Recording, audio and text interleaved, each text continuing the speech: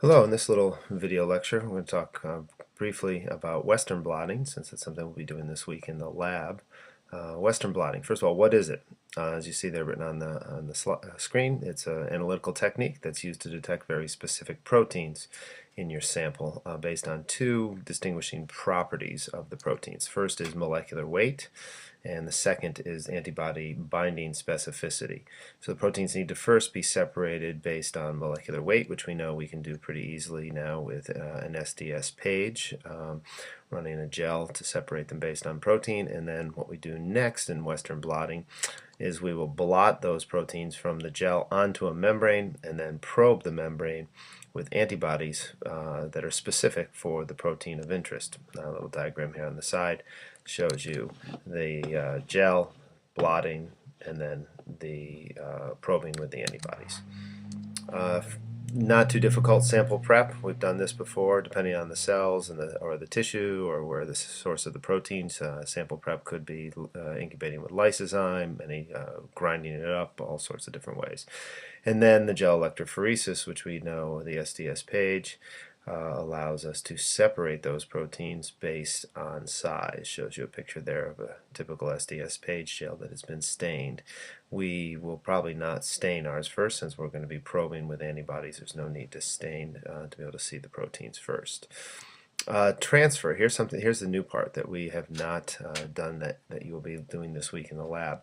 The transfer is going to use the same box that we used for the SDS-page to do the transfer. Now, once the proteins have been separated vertically in the gel, we're then going to transfer them out from the gel onto a membrane. So we're going to have to set up this fancy sort of sandwich. As you can see here, showing on the right side, the layers of the sandwich. We're going to start with the gel holder. The black side will be down. That will be towards the cathode.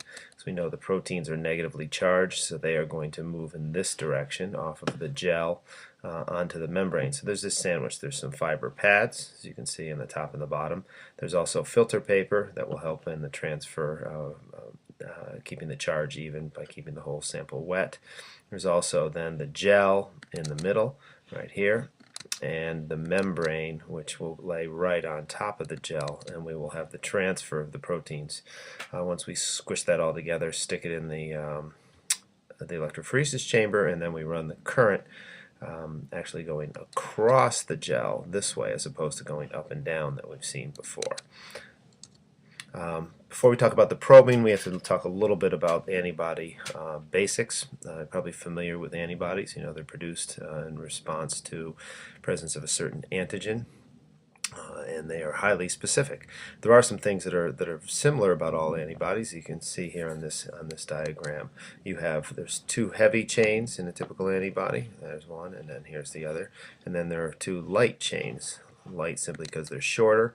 And there's a constant region, that's what the C stands for, and then there's also variable regions on the ends here. So you get that typical Y shape, but there's two long, heavy chains held together by cysteine cross bridges. The light chain and the heavy chain are also held together by cysteine cross bridges. And then at the end here, you have an area which is where the antigen will bind.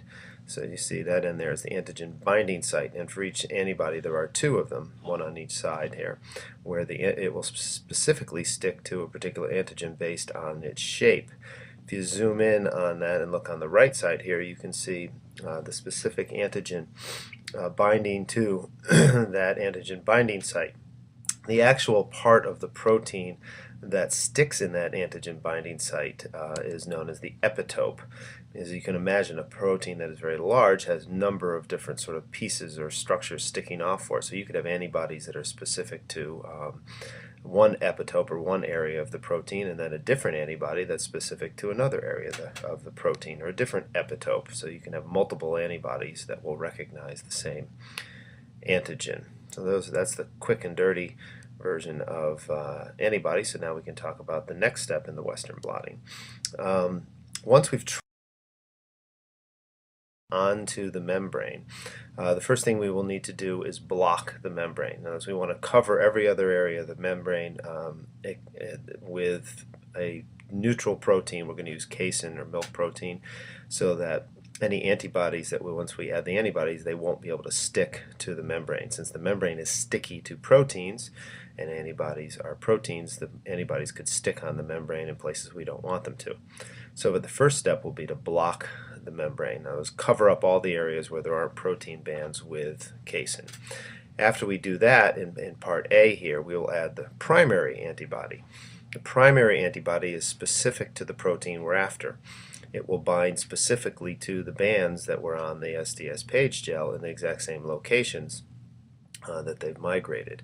So this first area here shows you the primary antibody stuck to the antigen that is actually on the nitrocellulose membrane.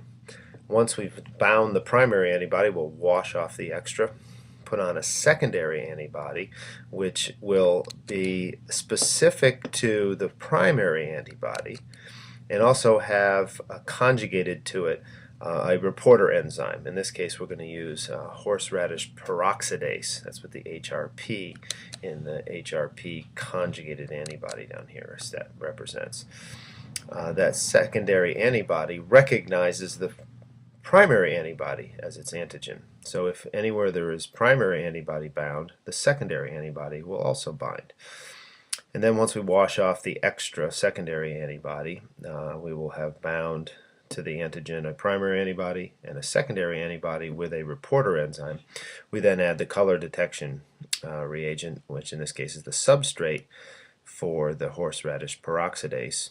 And what it will do is produce a colored product which will stick to the membrane. So anywhere where there's a primary antibody, secondary antibody, and then the substrate, we will get a band, very similar to what it looked like on the gel. So that's the quickie for the blocking and detection. It was blocking to cover the membrane and all the spots that there's no protein. Primary antibody to stick to our targeted protein. Secondary antibody which will stick to the primary antibody, and then the development stage. And that is it.